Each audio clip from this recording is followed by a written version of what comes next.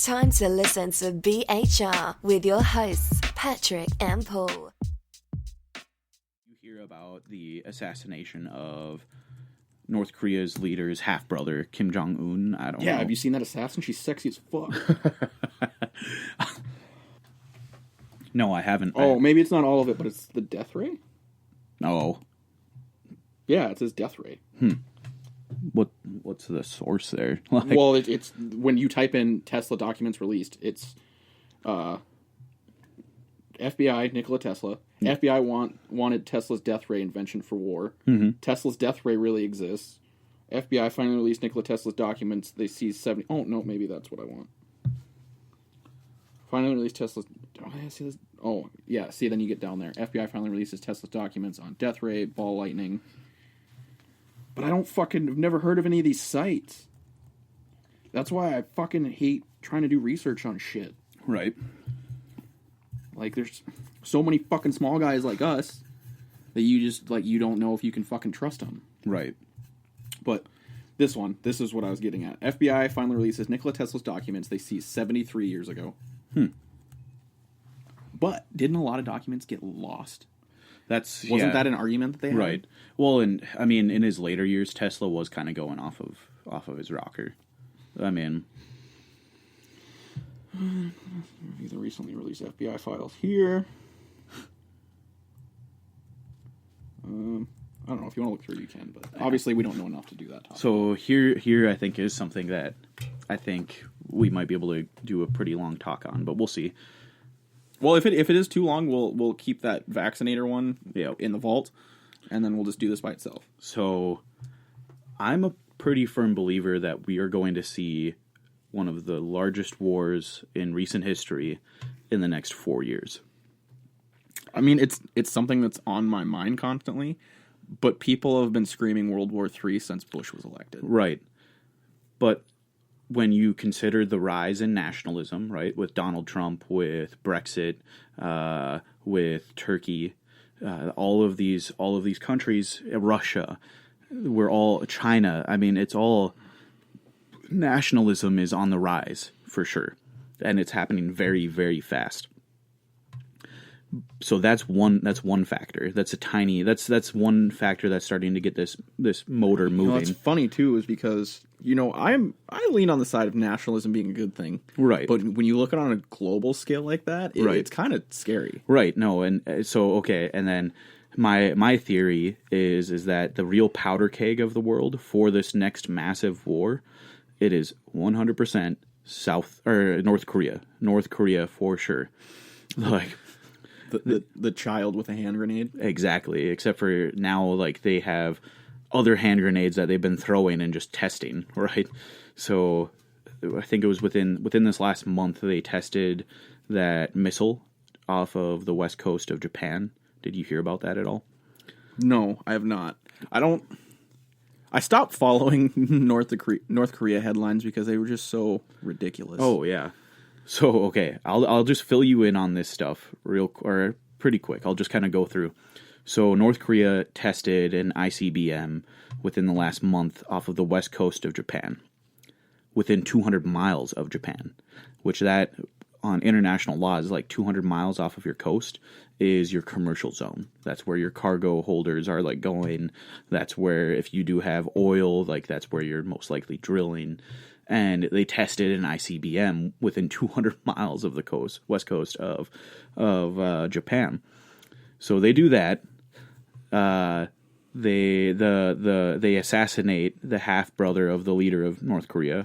I'm a believer that North I did Korea, hear about. Yeah, that North Korea assassinated. That they were the ones behind this assassination. They used a nerve agent to kill their leader's half brother in Malaysia. And what that is, I can't remember the exact name of it, but it was just on like basically a paper towel or a cloth.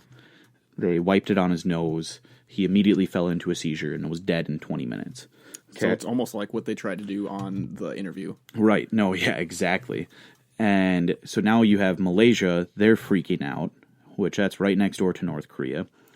Japan is freaking out, rightfully so, because they have an ICBM dropping off of the west coast of their island. And we have roughly maybe 30,000 troops in South Korea, which are already within range of North Korea blowing them up. So we put in a missile defense system, right? Defensive purposes into South Korea. We already have 2 missile defense systems there, but we added another one for extra protection. China then steps in. This is just within the last week. China stepped in, and they said, "Hey, you guys shouldn't do that. You're putting our power into question. Like you should not put this missile defense system into South Korea." Real quick before you finish that, I think it was sometime last year, didn't they put an embargo against North Korea or something of that nature? North Korea did something crazy enough where China was like, "No, you're not doing that." No, and so like that's why this adds a little bit more to that. What the hell are we about to be inside of another massive war? Is because China is pulling a stunt straight out of the Cold War by telling us that we can't defend South Korea. I mean, it is something straight out of the 50s of the Cold War, right? So they tell us that we can't do it. We do it anyways. The missile defense system was called THAAD, THAAD. We put it in anyways, and I think it was this last Thursday, Japan, their parliament had talks of doing a preemptive strike against North Korea. I mean, it is one massive shit show. I mean, yeah, you have China trying to pull that Cold War move, but I think on a global scale, everybody realizes how fucked up North Korea is. I would hope so. I mean, granted, we're in the West, probably don't hear, anything otherwise, but I've never heard of a country like, "Oh, hey, I'm going to defend North Korea." Well, I mean, because even though that what China did was, you could argue they were defending North Korea, but really it was just an ego trip. Like, no, this is our deal. Well, you can't step in and tell me that I'm not doing my job. It's still straight out of the Cold War, because really China's not going to be looking out for the best interests of the United States. They're going to be looking out for the best interests for their own country. Yeah, and that's what they should be doing. Right, and so North Korea is actually one of the top importers of oil from China. So really they don't give a fuck. They're making a lot of money off of North Korea because they have a totally dependent nation on them. It's just we're really approaching a very high level of danger in the world in all reality, and I feel like I might be going a little bit insane with it, because then when you also add in this big Russian scare, right? Like that's the big thing in our media is Russia, Russia, Russia, and how terrible they are. It's like why is history on repeat all of a sudden? It's like and you just said it yourself. History repeats itself. Yeah, people tend to not learn from what's happened in the past. Yeah, Well, and like one example, I don't know, I might have even cited this before in one of our other podcasts, but the media taking the Russian spy ship off of our East Coast and just blowing that story out of proportion. They were 20 miles off of our East Coast, which that's really close. I'll admit it. That is really close. That's well within the commercial zone, and you're approaching what we claim as our own like property then. Yeah. 15 miles and closer is like, that's the United States. But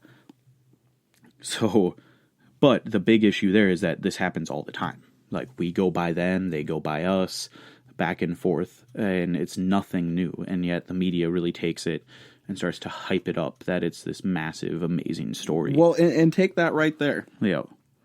You said yourself, you feel like tensions are really high. Mm-hmm. I feel like... Is that a product of, the internet media and everybody being able to report on everything all the time? So, hang on, I want to say this. Like, I feel like the tensions with Russia are inflated and they're hyped up. But the actual real tension in Southeast Asia is being very, very underplayed, and I don't understand that. It's very odd. Well, I definitely agree with you on Russia, because one day tensions are high, and then the next day Trump and Putin are best friends. Right. I think that Russia doesn't like us. Yeah. But they respect us enough where there's not really much going on there. As long as we don't make a power play in the Middle East, I don't think anything is going to happen there. But, of course, we're going to try to continue this power play in the Middle East, specifically Syria. Right, but I mean, as long as we don't do something over what Russia sees as the line, I don't think that there's going to be any issues there. Like, they're going to continue to argue, Yeah. and that's fine. Just let it stay an argument. Right. But I mean, like, to kind of bring it back to North Korea, right? Honestly, we could see it could be another 9/11 event, but on a much, much larger scale, where one morning we wake up and we see that North Korea has bombed our military base in South Korea. And then the whole house of cards falls. What we tried to do after World War I and after World War II is connect ourselves economically, where we were reliant on each other, which is like we can see it now. With North Korea? Well, no. North Korea is out of this, right? But China, Mexico, all of these countries, like we are economically intertwined with everybody else. So that's the way that they tried to prevent another world war from happening. Yeah, because if one falls, we all fall. Yes. The big issue there is that they tried to do this before. I mean, so historically, Otto von Bismarck, he was the leader of the Second Reich in Germany. I believe, Second Reich. So he put in place all of these connections of countries in Europe so Germany could maintain power. But then Serbia goes and assassinates the Archduke Ferdinand, and it just spreads this massive war called World War I, the Great War. So have we done the same thing again? Have we made all of these diplomatic agreements that a single country, such as North Korea, can mess it all up, that it all falls? That's what I refer to, like that's what I'm referring to as the house of cards, is our economic ties. Will we splinter all of our economic ties because of a single war? It's a very scary thought, but when you have a child with a hand grenade, and you also have their big brother China, which would definitely back them, I'm guaranteeing you, I promise you, China will back North Korea no matter what, because they're the ones that established that government in the first place. That it's where we could be in store for our generation, the millennials. We will see some of the worst wars this world has ever seen, without a doubt. Which way do you think Russia would fall on that scale? Because really that determines how that war is going to go. Yeah. Because there's three, there's pretty much only the three big superpowers. Yep. There's the United States, China, and Russia. Yep. So if you get the two superpowers on one side, that's more than likely going to be the winning side. Yeah, no. And especially with Russia being an impenetrable defense of winter weather. Yeah. Yep. I mean, I absolutely agree that it's so reliant on Russia, right? And so now you can kind of start to see how this board is being laid out, because I'm still a firm believer that if we would have elected Hillary Clinton, that our relations with Russia would have already disintegrated. That because Hillary was wanting to impose a no-fly zone over Syria, which that would have directly impacted Russia and their efforts in bombing, right? And just prior to the election in October, Russia drafted 100,000 citizens into their military, which I still think that was one of their plays on, if Hillary does get elected, that they're going to actually go full force and do an invasion on Syria and just stop the whole thing from going on. So Russia, right now, I think our relations are okay with Russia. I just hope that the steady media bombardment doesn't trigger anything too far, because, like I said, history, like what we've said, history repeats itself. The media does like to poke bears, and I think they're just flinging a lot of mud at Russia and hoping something sticks. So it's going to be interesting to see what happens. Personally, I believe with Russia having being a capitalist state, they have their issues with corruption, but with them being a capitalist state, that they will side with the United States if anything ever happened between North Korea, China, and us. Do you think that if a war does break out, do you think people are going to pull out the big dicks and go nuclear right away, or do you think they'll actually fight a war in the terms that you think of what war is? So I mean, obviously it'll be more technologically oriented than in the past. Right. So I believe that what we'll see is somebody's going to get nuked at least once. All right? Because that will be the end? No, that'll be the start of it. North Korea will start it with a nuclear bomb. Right? So But what about after that? Do you think the three big superpowers would ever use a nuke? I'll get to that. So with only America being the only ones to ever use a nuke. But. Right, yeah. Well, to actively use a nuclear weapon in war. So North Korea will bomb either South Korea and our military base there, or they will bomb Japan, which will be sad, and because then Japan will probably maintain its status of being the only country to be bombed by a nuclear bomb. Bombed by a nuclear bomb? Yeah, sure. But then after that, I would hope that it doesn't go full on nuclear chaos. I just hope it doesn't. It could, but I would really like to think that with these being like first world countries, that they would see what happened the first time, right? Yeah, and say, not yet, right? Well, and so like honestly, like I would still defend. I personally would defend our actions with using nuclear weapons on Japan, because in total, I believe that it saved more lives than what. I'm not arguing against it, but. Nuclear weapons are scary. Oh yeah, no, absolutely. Not because of how many people they kill, but what they do. Right. After the long-lasting effects. Yeah. Well, radiation. So the two bombs that we dropped on Japan were early development bombs. Basically, they were fission-centered bombs. Now we have, for the most part, fusion-reacted bombs, the hydrogen bombs, where you started off with the fission process, where it's the same idea of where you're splitting uranium, and then that triggers the release of massive amounts of energy. But that's just like the starter for the hydrogen bomb. And with the hydrogen bomb, you don't have nearly the same amount of radiation. I mean, very, very, very small amount of radiation. So although very destructive, it's not gonna... Right, no, exactly. I do have a question for you. How many bombs do you think nuclear bombs have been blown up on planet Earth? Thousands. Oh yeah, yep. Ballpark estimate. I know it's more than 3,000 nuclear bombs have been blown up on Earth. So yeah, they're really bad, but we haven't blew up Earth yet. So I'm not concerned about Earth. It's just the radiation is really the biggest concern. Yeah, no, absolutely. Because obviously in war, you're gonna keep making bigger and bigger bombs. I think the real bombs of World War III will be EM bombs, your electromagnetic bombs, things that wipe out all technology.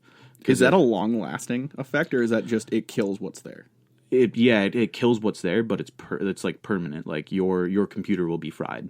Right, but I mean, you can still have technology in that area again. Right. Yeah. Okay. Yeah. Because that's what when you bring those up, it makes me think of like solar flares.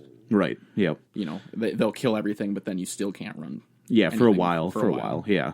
Mainly that's because you still, like, a solar flare won't necessarily hit and be done. You have the multiple.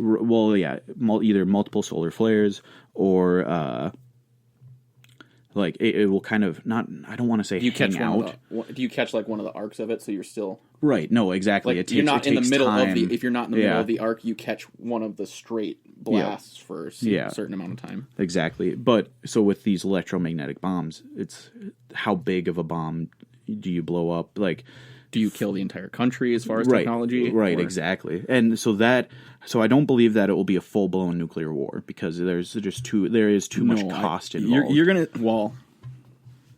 There's going to be a lot of cost in your alternative, because it's going to be so technologically advanced. No, yeah.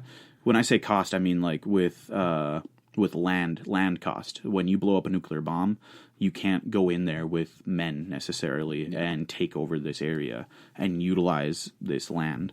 So that's when I refer to cost in that sense, I was kind of referring to the land cost. That you're going to make an area where it's uninhabitable for 50 years, 60 years, might be longer.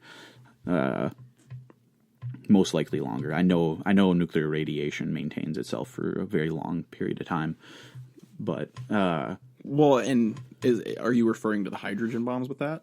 No. Well, even at that, I'm not sure on how long the radiation or the amount on the radiation with the hydrogen bombs. What I do know is that it's significantly less than what we dropped on Japan in the first place. I mean, much, much, much less than what they were hit with. Like, the part that's really scary about this, though, is that something like this could start whenever, because of North Korea being the child with the hand grenade. I mean, we really could, like, do you remember 9/11? I'm sure you do. It's my birthday. Right. It was my 11th birthday. Oh, it was your golden birthday. 9/11 happened on your golden birthday. That's amazing. Well, I don't know. And happy birthday, Patrick. The world is going to change. I was 11. I didn't know what the fuck was going on. Like I said, I was 11. I was mad because I couldn't watch anything on TV because even like the kids' networks were broadcasting everything. Right. But that idea of where we can wake up and one morning the world is going to be dramatically different. And do you think that we'll ever see combat on our home soil? That's one thing I love about our country is where we're at. I don't believe so.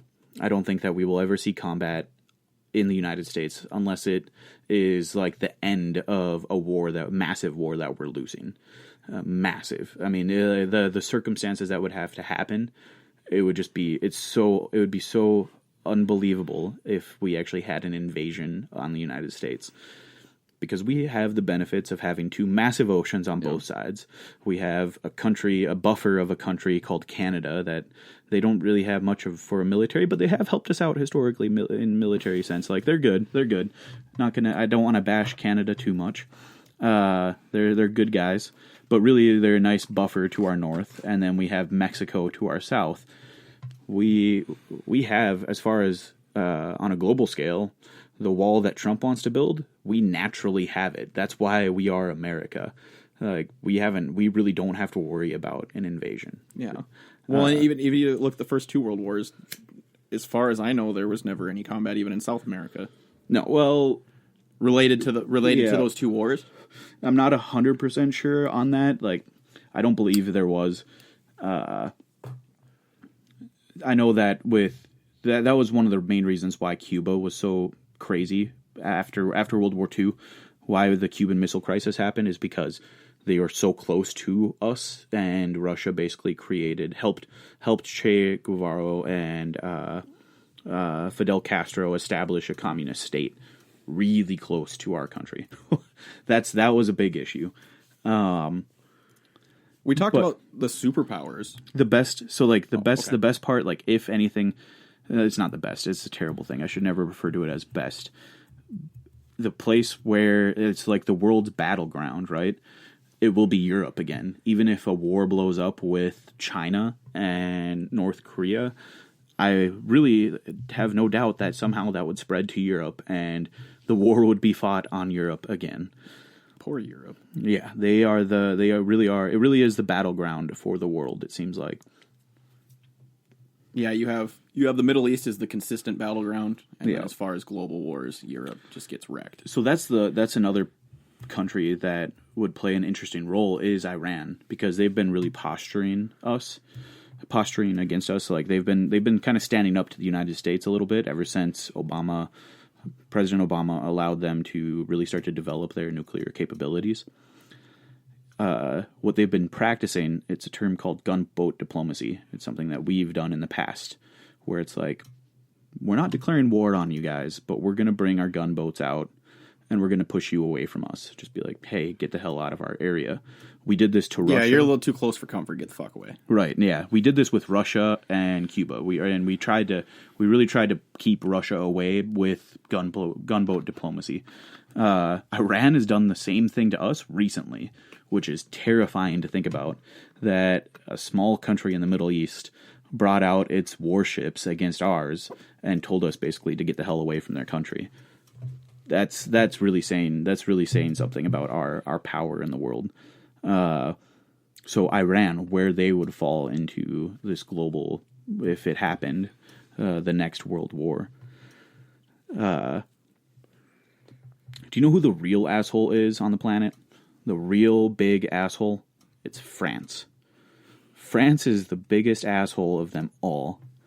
Why? Because, so first off, they left NATO. They're not a part of NATO. Okay. France still to this point is not a part of NATO. Were they ever officially? They did at the beginning, and then they're like, meh, no, never mind. Second, this is why this is kind of where they went after that, is we had an agreement, right, between us and Russia. We're like, hey, we probably shouldn't sell, this technology. It's just not a good idea. We developed it on our own, or we kind of stole from each other, stole from the Germans, whatever you want. So, like, let's not sell this technology on a mass scale. France didn't sign this agreement. France is one of the leading contributors to why the world has nuclear weapons. Why countries other than China, India, Russia, and us, why countries outside of that have nuclear capabilities.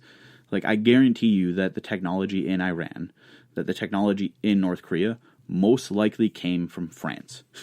Like, that is why, no matter what. Is that why France seems to be such a hotspot for terrorist attacks in the last couple of years? Who knows? I mean, it could be. Obviously, you got to separate the. What the hell was it? That artist that displayed Muhammad or whatever. That was completely separate. That was in the Netherlands. But was he a French artist? I don't think he was French. I think he was a Dutch artist, a Dutch comic. Why? Yeah. I don't know why France comes into my mind. There was riots all over Europe because of that. I mean, people were dying because of that drawing of Muhammad. No, like it's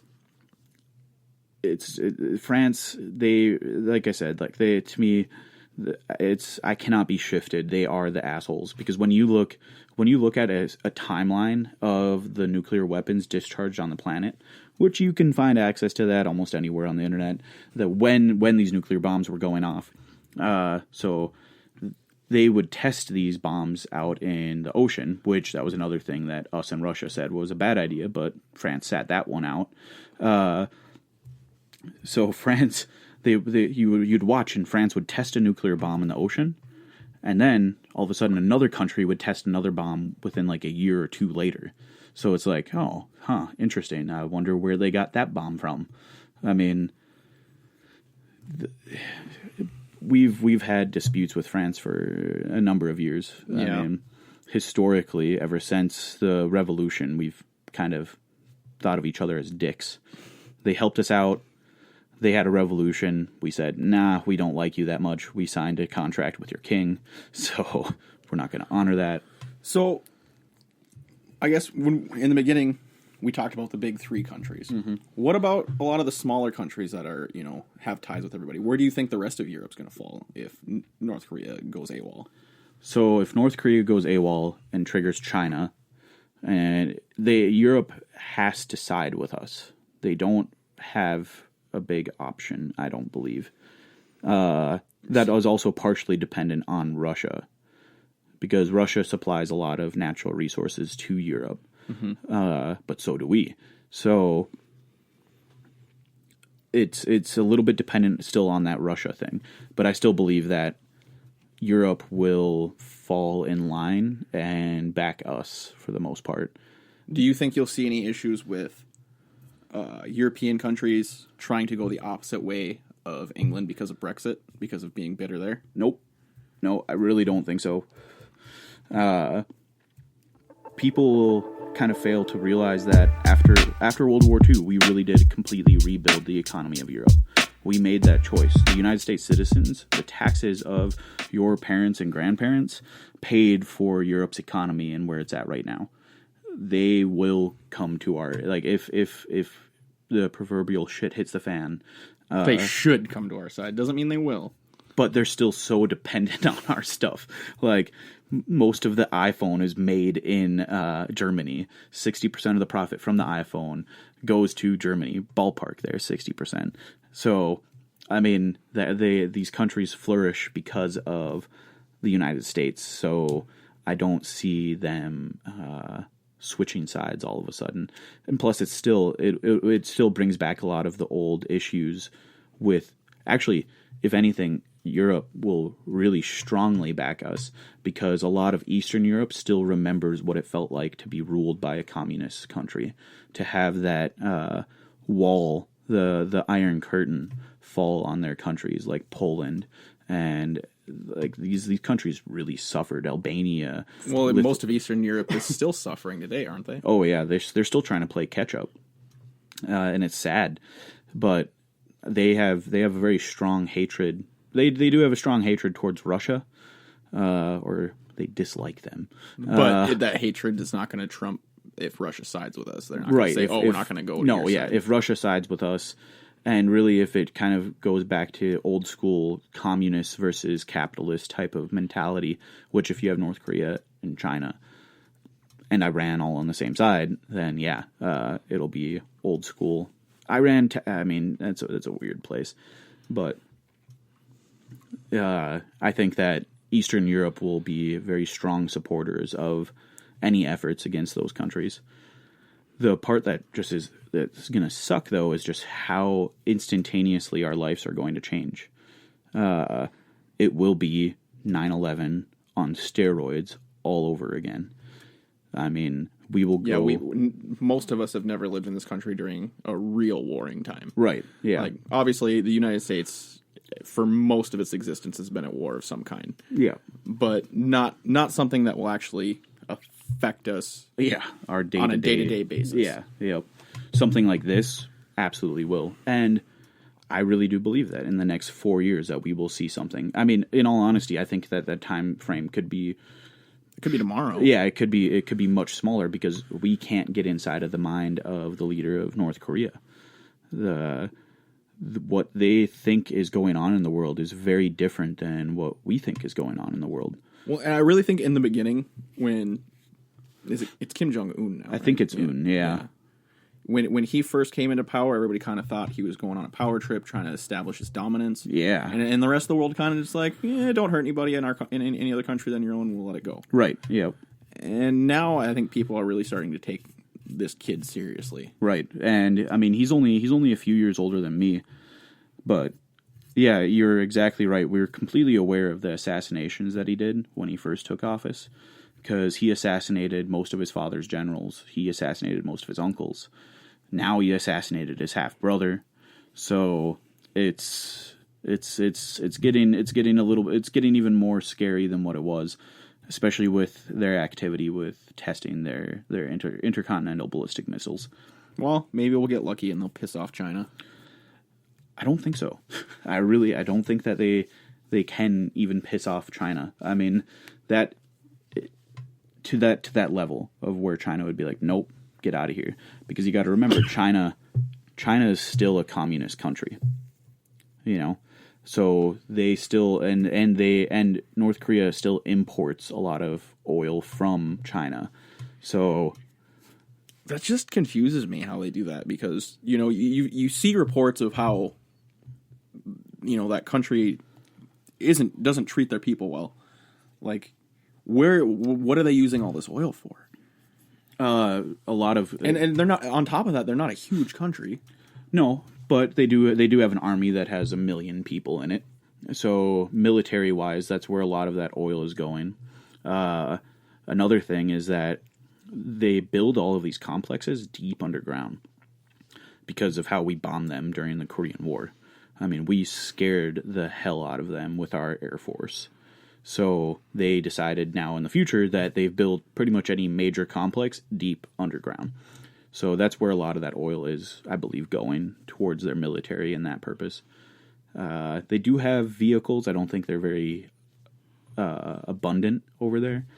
But there's all different types of things. They do have an agriculture system, all of that too. And on top of that, where are they generating this money from? Because there's very few countries that are willing to trade with them. Right. Yeah. No. Malaysia is one of them as well, where they are willing to trade with North Korea, and they do have certain border arrangements where. Yeah. And also, what kind of exports just North Korea have? That's one thing I really have no clue what they're actually exporting out. I mean, I don't know what type of necessarily natural resources that they have or what. Yeah. I mean, but either way, it's going to be we are in the near future going to be facing a very interesting day. And our millennial generation that's been mocked by Generation X and that's been mocked by the baby boomers, we might end up having to step up and be the next great generation. Because if this war does come to our doorstep, it is really on us to fight it. We are that age range. So there's two ways I look at that. Either if there's a very small plus side to our generation having to do this, and that is seeing all of these, the social justice warriors and stuff, like they're going to have to let these things go and man up. Yeah. Or the worst side is if they have to go to war. Right. With the attitudes that they have now, what you're going to see happen in our country with these people. I think they'll quickly lose their beliefs that they have established. Like any belief system becomes irrelevant when it's a true war like that, But even the people that are atheists, the people that are social justice warriors, everything, all of that becomes irrelevant when you are in a foxhole, when you're faced off against total real war. It's all that matters then is who's next to you, right? And as long as they function properly. But we've even talked about how there's a splinter in our generation. I think we might have done that in our very, very first episode. It might have even been a personal conversation. Yeah. The idea that there's a big percentage of our generation that was raised by baby boomers, such as me and you, and a lot of other people that were raised by Generation X. And I still think that with that separation, the people that were raised by baby boomers are not the same as the people raised by Generation X, as far as the millennial group, that from the belief systems and all of that, the millennials that were raised by baby boomers are a little bit more, they have a little bit more thicker skin. For the most part, we're the ones that are the trolls. I definitely feel like, my only examples, I guess, are just me and you, but I do feel a divide between us and the rest of our generation. Right. Because, we hear about all of these social justice warriors, but really we don't necessarily see we don't see the same level of social justice warriors that we see on the media as what we do in our day-to-day lives. Well, and you also see, like, we're on the outskirts. Like, we're barely millennials. Yeah. Like, we could almost be Generation X. No, No? Sorry. Yeah, no, like, it was, I want to say it's 1984 or 5 to 2005 are millennials. Yeah. So, well, and that's why I hate generations in general, because there's no specific set dates for a generation. Like there's a common acknowledgement of like, okay, it's going to be here. Yeah. But you can see it. Like, I've seen them where it's anyone born in the 90s. So, then I've seen it where it's, like you said, midway through the 80s. Yeah.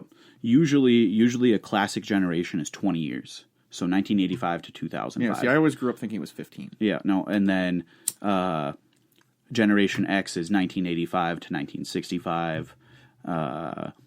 Then baby boomers are 1965 to 1945. Times it out perfectly right there.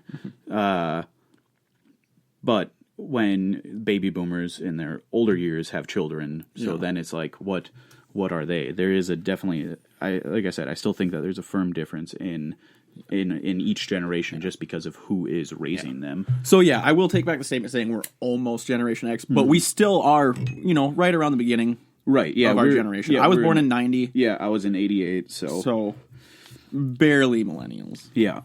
Well, and this might be a little bit more of a bold statement, and I don't necessarily like really big blanket statements on things I don't know, but I think that the majority of the millennials that were raised by the baby boomers, there's more of a conservative thought process in that part of the millennials than in the part that was raised by Generation X.